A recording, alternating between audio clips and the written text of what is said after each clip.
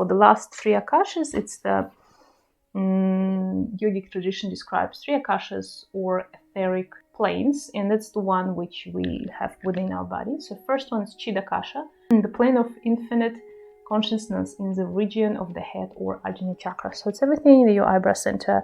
So it's, if you draw a line between eyebrow and the back of the head and between the ears, so two lines, and when they cross, that will be a kind of physical center of your head, and that's where you should feel your ajna is, I'll not say like kind of located, but materializes itself, where you percept your ajna.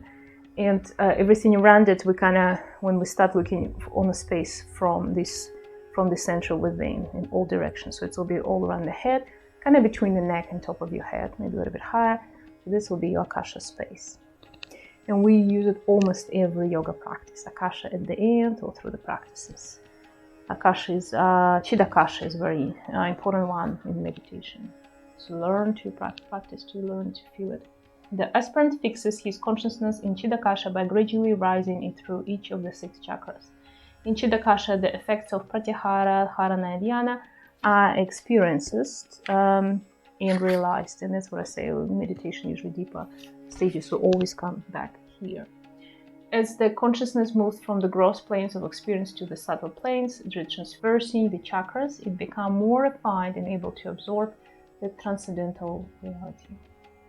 Second, Hridayakasha. Hridaya here, around the heart space. The space in the region of the heart or Anahata chakra, when one experiences personality transformation after the awakening of energy within. And in state of perception, the aspirant is aware of the subtle and gross nature of the personality at the same time. And usually this Hridayakasha, Hridaya is a heart space. So it's kind of within, Anahata located across here at the back. So the center across here. So if you draw the line, and in the middle will be your will be your Anahata chakra. And all this space, it won't be just in the rib cage around. So basically from the neck to your belly button, stomach area, diaphragm basically. So kind of you feel it around as well, not just within physical limits of your body, but somewhere around. And the more you practice yoga, as I told you, these pranic channels and body expanding. And we have practice in trying to expand it and contract a lot.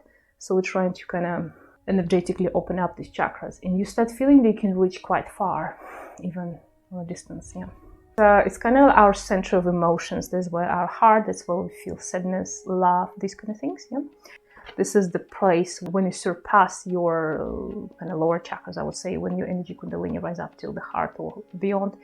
You merit both. You merit the superconscious, the universal consciousness, and your personal ego and everything that comes from below. So that's the meeting point.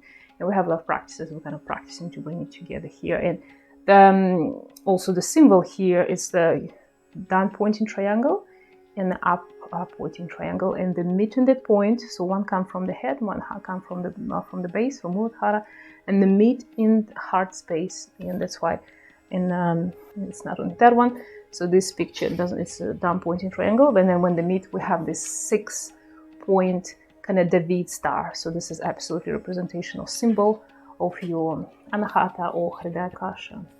And the Daharakasha, the deep etheric plane, which where the energy is the rest in manifest universe. This is the psychic dimension, symbolically represented the chakras and elements. Daharakasha, the tip, the energy is at rest in the manifest universe. It's a little bit hard. The yoga tradition indicates certain methods of realizing these etheric dimensions through different forms of practice. They also state that although various descriptions may be given in different texts, complete comprehension of realization of this dimension will not take place except through systematic practice. However, the individual sadhana is its method must be learned from a guru or a preceptor. Towards the final analysis, there's a matter of inner realization. So there's a several points. So first of all, Dharana, it's your navel center, basically. And it's something very ancient, something in many, I know in many traditions, like for example, in Russian tradition, we have here Hara, which is Hara. In Russian language has a lot of Sanskrit roots that together, and they say they used to be almost the same language back in the day.